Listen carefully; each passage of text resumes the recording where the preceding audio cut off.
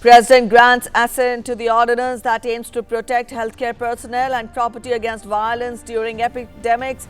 Cabinet had approved the law outlining hefty fines and jail terms to perpetrators of such attacks. Prime Minister says the ordinance reflects commitment to protect COVID warriors.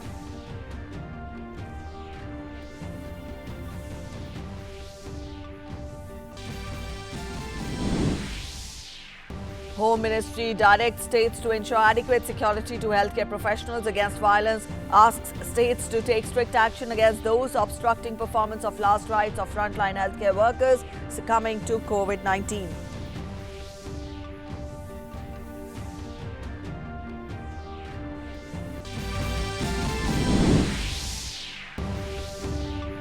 Total number of positive cases in the country at 21,393.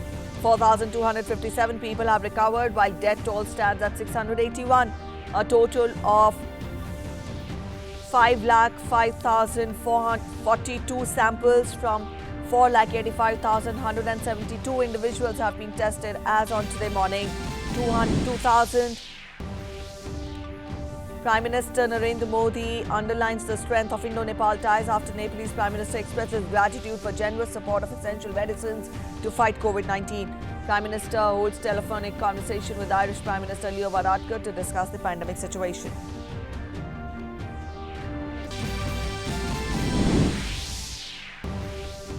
And WHO says most countries still in early stages of epidemic, even as global COVID-19 cases cross 26 lakh, with more than 1.83 lakh people dead due to the virus. President Trump signs order partially suspending immigration to US amidst the situation.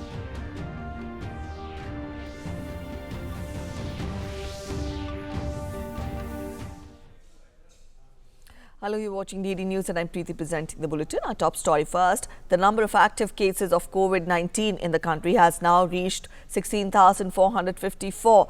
The number of those who have recovered and have been discharged has gone up to 4,257.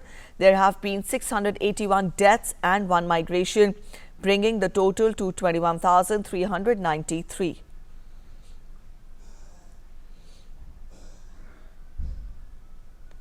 President Ramnath Kovind on Wednesday gave his assent for promulgating an ordinance making acts of violence against healthcare personnel fighting the COVID-19 pandemic as cognizable and non-bailable offences. The ordinance was necessary in the wake of several incidents of assault and intimidation being faced by healthcare professionals. We get to the details in this report. Amidst corona crisis in the country, Union Cabinet took several important decisions. The major decision taken by the Cabinet was to bring an ordinance to amend the Epidemic Diseases Act 1897, making attacks on doctors, paramedic staff and ASHA workers a non-bailable and cognizable offence, punishable up to 7 years in prison and fine up to ₹5 lakh. The police will investigate the case in 1 month and the case will be fast-tracked with the final judgment to come within a year. The amended law will come into effect after the President promulgates it and the government notifies it. Prime Minister Narendra Modi too took to Twitter and said that the tough law will ensure safety of healthcare professionals at this critical time. He said, "The Epidemic Diseases Amendment Ordinance 2020 manifests our commitment to protect each and every healthcare worker who is bravely battling COVID-19 on the front line. It will ensure safety of our professionals. There can be no compromise on their safety." Today, Cabinet approved promulgation of an ordinance to amend the Epidemic Diseases Act 1897 in the light of pandemic situation of COVID-19. And this actually protects the whole health fraternity. The ordinance proposes that within 30 days, the investigation will be over. Within 1 year, the decision of the case will be, the final decision will come, and the punishment ranges from 3 months to 5 years. The Union Cabinet approved significant investments to the tune of ₹15,000 crore for India COVID-19 emergency response and health system preparedness package. The Cabinet has also made a provision of insurance of ₹50 lakh of people fighting the coronavirus pandemic. With this, now treatment of non-corona patients under Ayushman Bharat scheme will also be possible in private hospitals. COVID hospital, which was zero is now 700 plus. Isolation bed nearly 2 lakh. Ventilators nearly 15,000. PPEs and N95 mask, which was not produced in our country for 70 years, now are produced in our country, make in India.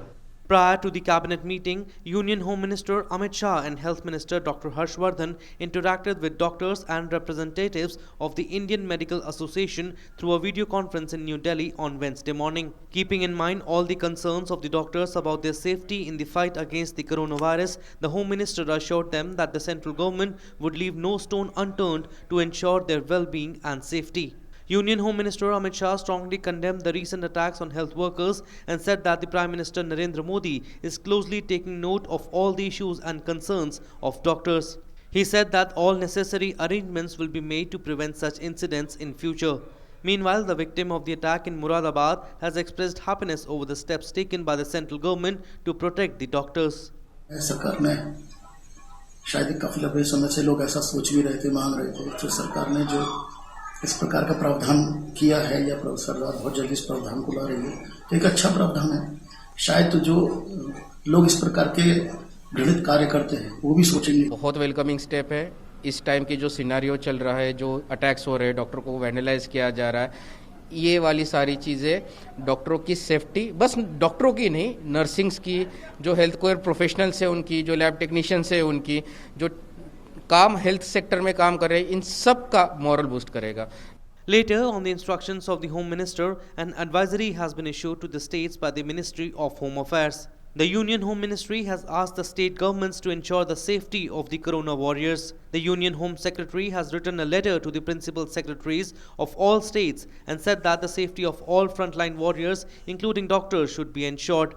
Referring to the guidelines of the Supreme Court, states have been told that it is their responsibility to provide full protection to the doctors and other personnel fighting the coronavirus crisis. The centre has also asked states to appoint nodal level officers at the district level so that they can be available 24 hours to address aspects related to the security of corona warriors. The Union Cabinet approved extension of relaxation of mandatory requirement of Aadhaar seeding of data in respect of beneficiaries of the states of Assam and Meghalaya and Union Territories of Jammu and Kashmir and Ladakh for 1 year with effect from 1st April 2020 under the Pradhan Mantri Kisan Samman Nidhi scheme. The Cabinet approved fixation of nutrient-based subsidy rates for phosphatic and potassic fertilizers of the year 2020-21. The expected expenditure for release of subsidy on PNK fertilizers during 2020-21 will be 22,186.55 crore rupees and to be provided on the subsidy rates approved by CCEA to fertilizer companies. With Shalendra Mishra in Delhi, Newsnight Desk, DD India. Prime Minister Narendra Modi, through a tweet, responded to Nepal's Prime Minister KP Sharma Oli. Oli, in a tweet, thanked India for its gifting of 23 tons of essential medicines to Nepal. Prime Minister Modi, in his tweet, said, India-Nepal relationship is special. Bonds are not only strong, but also deep-rooted. India stands in solidarity with people and the government of Nepal to fight COVID-19 pandemic. Prime Minister Modi held a telephonic conversation with Irish Prime Minister Leo Varadkar to discuss the pandemic situation. He tweeted, and I quote him, discussed COVID-19 pandemic with Ireland's Prime Minister, Mr. Leo Varadkar. India and Ireland share similar approaches on many global issues. We will work together to further strengthen our partnership in health, science and technology to jointly address the challenges of the post-COVID world.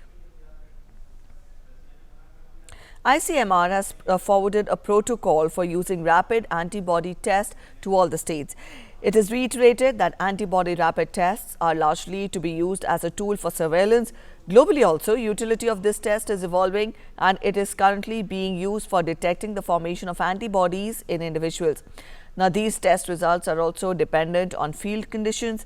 As noted by ICMR, these tests cannot replace the RT-PCR test to diagnose COVID-19 cases. ICMR has assured assistance to collect data from various states to assess the scope and extent of utility of these rapid antibody tests in field conditions, and ICMR shall keep advising the states on a regular basis. States have also been advised to follow the prescribed protocol for these tests and use it for purposes for which they are meant. As the country faces corona pandemic, Prime Minister Narendra Modi will interact with chief ministers of all the states on 27th of April, that is Monday, via video conferencing. After the lockdown came into force, this is Prime Minister's third interaction with chief ministers. First, the lockdown was in force till 14th April, which was later extended till 3rd of May. The previous video conference of the Prime Minister with state chief ministers took place on 11th of April. That was when nearly 13 chief ministers called for extension of the lockdown. During this 4-hour-long interaction, Prime Minister had taken feedback from chief ministers whether to end lockdown or to extend it. The meeting saw all chief ministers in favor of extending the lockdown. Prime Minister will also address various Gram Panchayats across the country tomorrow, that is Friday, on the occasion of National Panchayati Raj Day, that is 24th of April. Prime Minister will interact with various participants through video conferencing in view of the lockdown. He will also launch the unified e-Gram Swaraj portal and mobile app on the occasion. The unified portal is a new initiative of Ministry of Panchayati Raj, which will provide the Gram Panchayats with a single interface to prepare and implement their Gram Panchayat development plan. Prime Minister will also be launching the Swamitva scheme.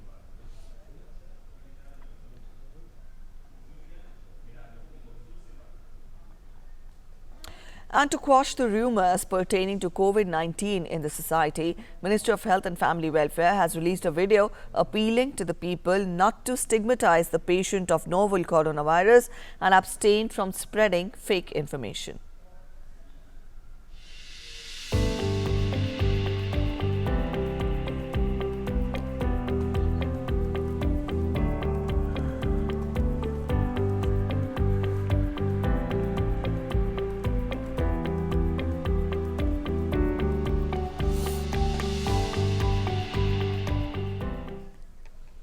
The ministry has also expressed gratitude to the health workers who are on the front lines in the fight against COVID-19. The ministry has also urged people to support, praise and appreciate the health workers.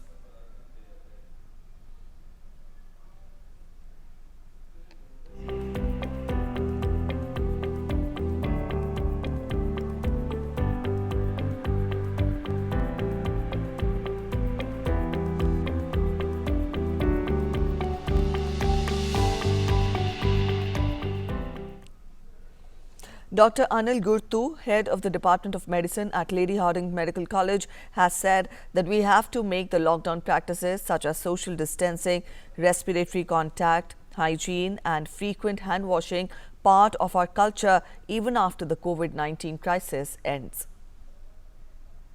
One thing we have to emerge out with is to convert these practices that we have developed during the lockdown, hygiene and sanitation. We have to convert these behaviors into cultures. We have to role model these practices of distancing, of keeping away from, not creating crowds with our friends and others in such places, maintaining all the other hygienic, respiratory and contact hygiene practices that we have learnt. Each one of us, it becomes incumbent and our responsibility to emerge as a personal leader, to model these practices and ensure in the community, whichever we move around in, that these are followed. In other news, Information and Broadcasting Minister Prakash Javadekar has said that the government condemns the attack on any journalist, terming any such incident as undemocratic. The minister said that as per the present law, police will definitely take action if there is a complaint. किसी भी पत्रकार पर हमला बहुत दुर्भाग्यपूर्ण है, निंदनीय है। ये लोकतंत्र का परिचायक नहीं है और लोग जो टॉलरेंस का उपदेश करते हैं वो इतनी इंटॉलरेंस कैसे बनते हैं, ये देखने लायक बात है। और इसलिए पत्रकारों पर हमले बिल्कुल नागवार है और इसके लिए अभी भी पुलिस कार्रवाई करती है और करेगी, ये मुझे पूरा विश्वास है। And people with stay-at-home orders are understandably frustrated by weeks of confinement. But COVID-19 will be around for a long time, and one of the greatest dangers is complacency. World Health Organization Chief Tedros Ghebreyesus warned on Wednesday, noting that coronavirus in Western Europe appears to be stable or declining. The WHO chief said that most countries are in the early stages of COVID-19, but some that were affected early are now seeing a resurgence in the cases. He has warned that the virus will be with us for a long time and that it can easily reignite. The WHO chief was addressing a press conference at WHO headquarters. Most countries are still in the early stages of their epidemics. And some that were affected early in the pandemic are now starting to see a resurgence in cases. Make no mistake, we have a long way to go. This virus will be with us for a long time. There is no question that stay-at-home orders and other physical distancing measures have successfully suppressed transmission in many countries. US President Donald Trump signed an order to temporarily block some foreigners from permanent residence in the United States, saying that he was doing so in order to protect the American workers during the pandemic. Now, the order is to last for 60 days and then will be reviewed and possibly extended. At the Daily News brief, Trump said that the move will ensure that unemployed Americans of all backgrounds will be first in line for jobs as the economy reopens. He also said that it will preserve the healthcare resources for American patients afflicted by the virus. Meanwhile, the US House of Representatives is likely to pass a nearly $500 billion coronavirus relief bill today. The bill will provide funds to small businesses and hospitals struggling with the economic toll of the pandemic that has killed over 46,000 Americans, and it is expected to be the fourth coronavirus measure passed by Congress, boosting the overall federal financial response to almost $3 trillion. Over 8.39 lakh people are coronavirus infected in the US, while 77,366 persons have recovered. 2 cats have become the first pet animals in the United States to test positive for COVID-19. The cats were from different areas of New York State, and both were taken to vets after the reported respiratory illness. The first cat came from a household in which none of the residents had any symptoms. The second cat's owner was later diagnosed with COVID-19. Both cats are expected to make full recovery.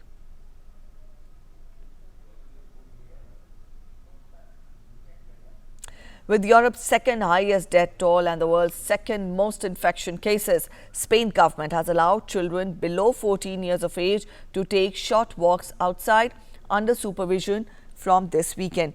Relieved Spanish parents welcomed the concession as the Spanish government voted to extend Spain's lockdown until May 9th. Under the rules, children will be allowed outside between 8 a.m. and 10 p.m. for up to 1 hour a day and must be accompanied by an adult with whom they live. Children will also not be allowed to use play parks and must respect social distancing rules. Spain's death toll due to coronavirus has reached 21,717, while the number of confirmed infections rose to 208,389. Spain is the worst hit nation after USA with rising cases every day. However, the country aims to begin winding down its coronavirus lockdown in phased manners towards the end of May. With the epidemic seemingly past its peak, Spain's Tomatina Festival, which is considered as one of the world's largest food fight festivities, was also suspended amidst the virus crisis. In 75 years, the festival has only been suspended once before, when the mayor cancelled it in 1957. In Italy, the total count of the confirmed cases of the pandemic has reached 1,87,327, while the death toll is at 25,085. The country ranked second highest in terms of casualties across the world after US and Spain. Meanwhile, Italian sports minister said that the government is still not ready to set a date for Serie A teams to start training again ahead of a possible resumption of the league. Professional football has been suspended in the country since March 9th over COVID-19 pandemic. And France has registered a total of 21,373 deaths from the virus, the fourth highest casualty tally in the world, but trailing just a few hundreds behind Spain, which has a death toll of 21,717. In some good news, the number of patients in hospitals and the ICUs continues to decline. The number of deaths has also been largely stable in the past 3 days. The country has been on lockdown since March 17 in a bid to slow the outbreak. The government aims to ease from May 11th, considering the downfall in the cases. In total, there are 1,57,125 confirmed or possible cases of the virus, while 41,326 people have recovered. And back home, Indian Army, which is fighting terrorism day and a night, day in and a night out, in Kashmir to protect the country. It is also committed to save the people of Jammu and Kashmir from COVID-19. Let's take a look at how they are doing their bits.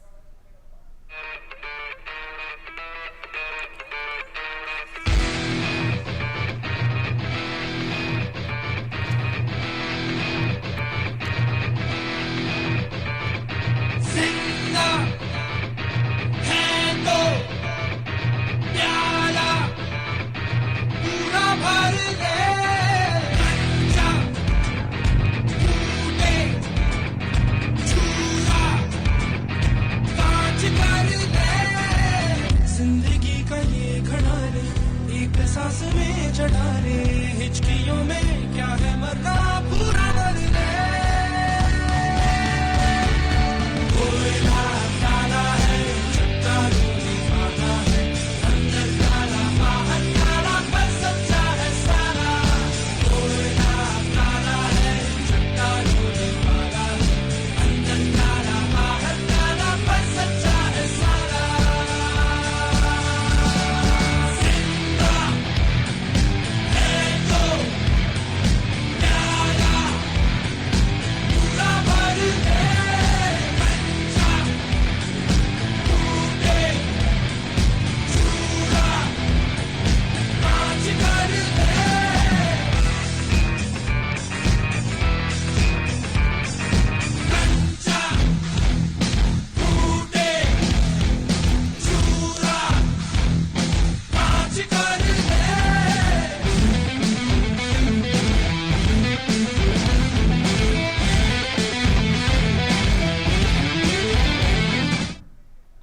Alright, the army there playing a crucial role in Jammu and Kashmir. And let us all say no to the stigma and discrimination and instead salute the Corona warriors fighting for the health of all in the country. हम आज फिर ये युद्ध लड़ने आए हैं, हम आज फिर अपना फर्ज निभाने आए हैं। हमारे भी घर वाले चिंता करते हैं, पर आज देश की कोरोना से लड़ाई है और हमारा हौसला ही तो इस जंग का सिपाही है।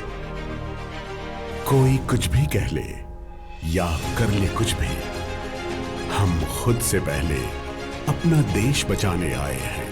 इस रणभूमि में शायद सांस हमारी भी टूटेगी, पर तुम्हारे प्राण बचाने को हम खुद को निछावर करने आए हैं।